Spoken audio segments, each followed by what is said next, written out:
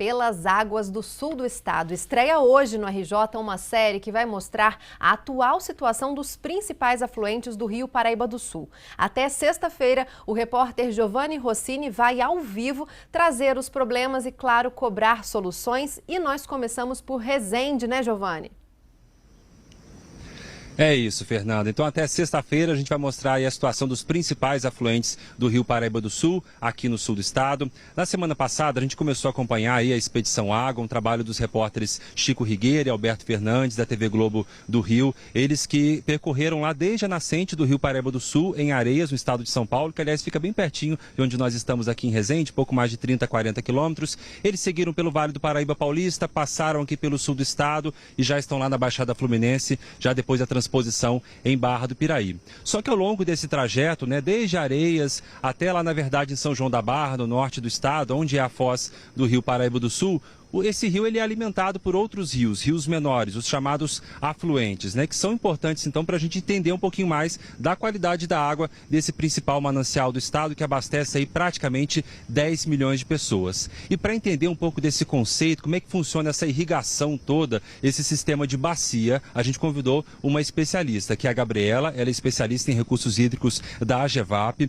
Obrigado pela sua participação aqui, Gabriela. Bom, a gente fala em bacia do Rio Paraíba do Sul. Como é que isso funciona na prática? Boa tarde.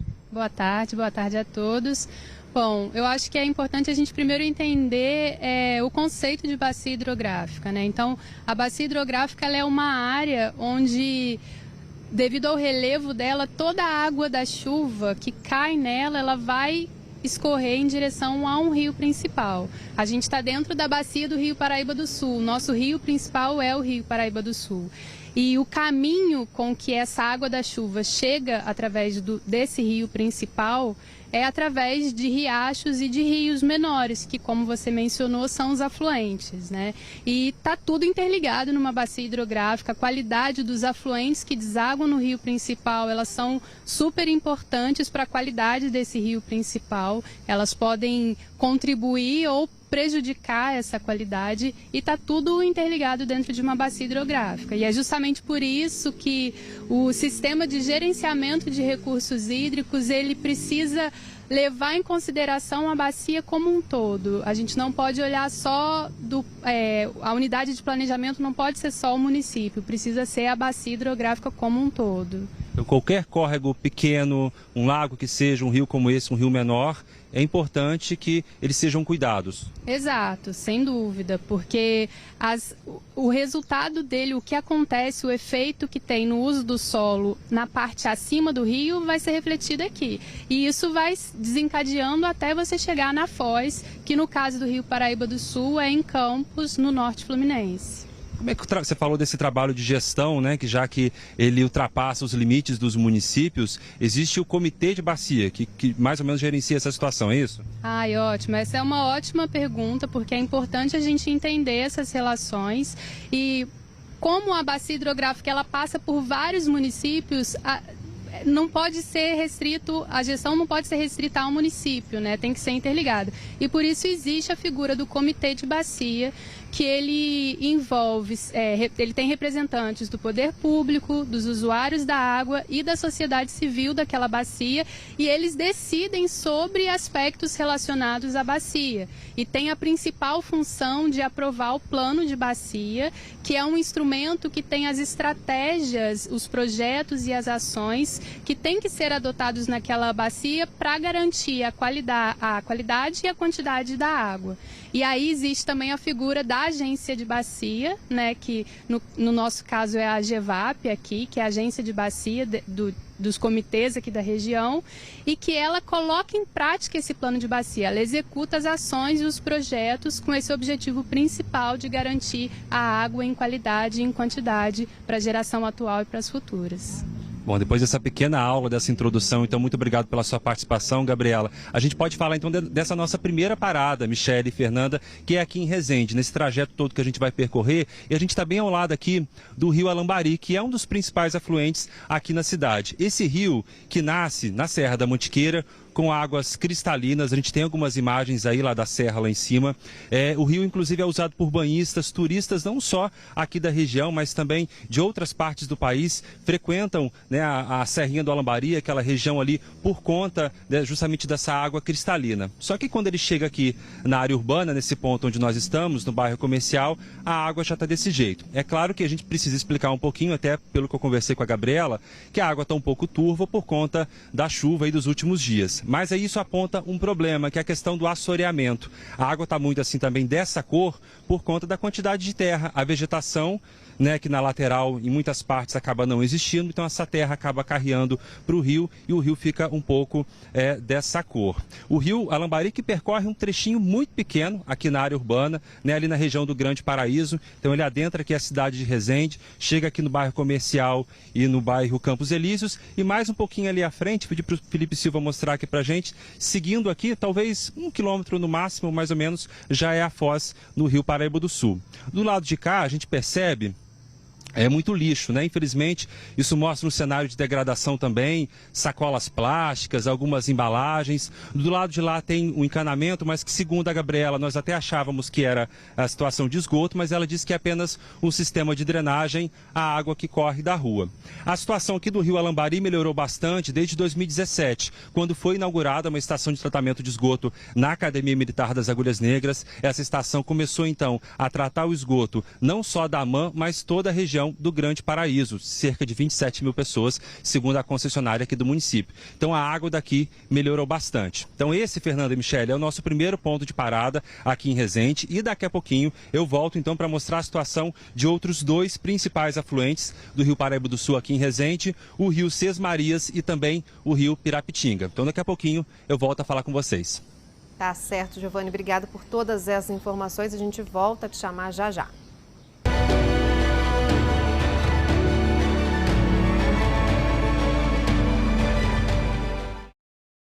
Pelas águas do sul do estado, de hoje até sexta-feira, o repórter Giovanni Rossini vai mostrar aqui no RJ1 a atual situação dos principais afluentes do rio Paraíba do Sul. No primeiro bloco, vimos ao vivo o rio Alambari e agora vamos falar sobre outros 2 rios muito importantes, né, Giovanni?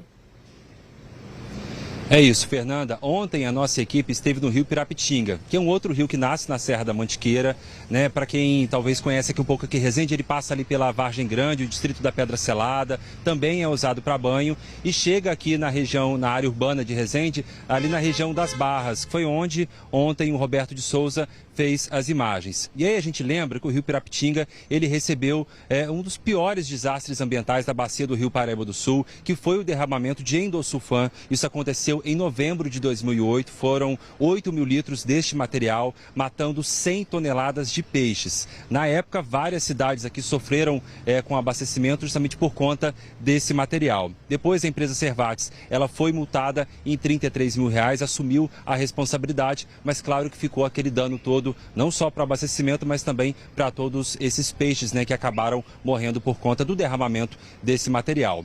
Agora a gente fala de outro rio, que é o rio Sesmarias, que é onde nós estamos. Esse rio que nasce no estado de São Paulo, em Formoso, que é um distrito de São José do Barreiro, e ele chega aqui em Resende, ali no bairro Ipiranga. E a gente está bem aqui no centro da cidade, e aqui a gente já consegue pontuar algumas questões, Fernanda e Michele. Primeiro, é uma característica do Sesmarias. Muitas construções bem pertinho da margem, eu diria até quase dentro do rio, né? Aí a gente também lembra que lá em 2008 e 2009, o rio Sesmarias, em 2010 também, sofreu com enchentes, né? A chuva forte, então essas construções aqui que ficam na lateral do rio acabaram sofrendo por conta dessa situação. Então aqui é uma característica do rio Sesmarias. Do lado de lá, o Felipe vai mostrar pra gente a vegetação, que é bem escassa em alguns pontos, né? O que acaba causando a erosão, né? Esse material, essa terra que acaba descendo aqui para dentro do rio. Ali no outro ponto, também a gente percebe manilhas, derramamento de alguma água do sistema de dragagem de ruas também, e é aquele material que possivelmente é daquela enchente, das enchentes lá do começo da década passada. Mas o que mais me chamou a atenção por aqui, Fernanda e Michele, é isso daqui, ó. Muito lixo espalhado por aqui. A gente tem uma lixeira bem aqui na lateral, né, um bom sinal, só que aqui no entorno, muito lixo espalhado, plástico, sacolas plásticas, guardanapo, e esse material com a chuva pode parar aqui dentro do rio Sesmarias. E até aqui, ó, uma lâmpada fluorescente, que é um material tóxico, tem mercúrio, né? E eu lembro, para quem jogou essa lâmpada aqui, tem um ponto de descarte bem pertinho no Parque das Águas, ali tem uma lixeira que recolhe esse tipo de lâmpada, que, claro, né, não pode estar aqui. E para conversar um pouquinho mais sobre essa situação, sobre o Rio Sesmaria, a gente está aqui com o Luiz Felipe, ele que é ambientalista e participa de um projeto de reflorestamento na bacia do Rio Sesmarias. Luiz Felipe, obrigado pela sua participação, porque a gente fala de tratamento de esgoto, mas a gente também tem que pensar na produção da água lá nas nascentes. E esse projeto de reflorestamento visa justamente isso, é isso? Exatamente. O nosso projeto busca, pelo reflorestamento da mata nativa e pela conservação das matas que ainda existem, buscar um melhor equilíbrio hídrico para garantir a perenidade e a regularidade na produção da água em boas condições, né, como a água deve ser. Por mais de 30 mil mudas, qual o resultado desse projeto até agora? Olha, nós temos 30 mil mudas em 20 hectares e mais 40 de áreas de floresta cercada. E essas áreas de mata estão se regenerando muito bem. Em algumas quase não se percebe que é uma mata muito jovem. Porém, pelo limite da área, né, um total de 60 hectares, e pelo tamanho da bacia, os resultados na bacia ainda são muito pequenos. É um tipo do projeto que, para ter resultados efetivos, ele precisa ganhar escala. É urgente ampliar as áreas, tanto as áreas de restauração de floresta quanto as áreas de conservação, para que a sociedade note uma melhoria significativa na qualidade da água. Agora, você falou de 20 hectares, né, desse projeto de reflorestamento no Rio Sesmaria, corrigindo o nome do rio. Isso já é o suficiente? É preciso muito mais. Isso é suficiente para demonstrar que esse trabalho é possível, que os proprietários rurais são sensíveis ao problema, disponibilizam suas áreas, que o método de plantio é eficiente, produz resultado, porém a escala é pequena.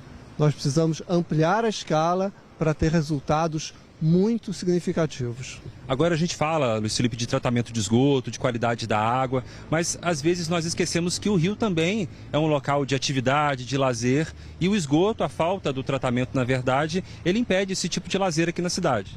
O rio sujo é uma deseconomia profunda, todos perdem com isso. Você gera problemas de saúde, falta de opções de lazer, problemas paisagísticos, enfim.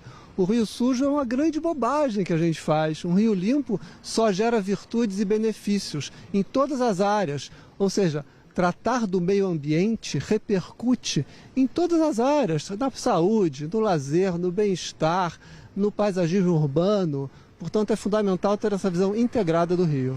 Ok, Luiz Felipe, obrigado pela sua participação, pela sua contribuição aqui na nossa série, pelas águas do sul do estado. E a gente entrou em contato com a concessionária de saneamento aqui de Resende. A gente também lembra, né, que Resende tem aí o melhor índice de tratamento aqui no sul do estado. 72% dos resíduos são tratados. A empresa informou que são 10 estações em funcionamento e que a 11ª já está em construção, que é no bairro Ipiranga, que essa estação, inclusive, vai atender aqui toda a região central da cidade.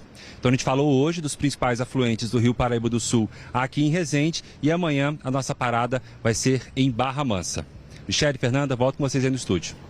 Tá certo, Giovanni. Obrigada pelas informações. Então, até sexta-feira a gente continua essa conversa com você aí pelos rios da região. Amanhã, então, em Barra Mansa.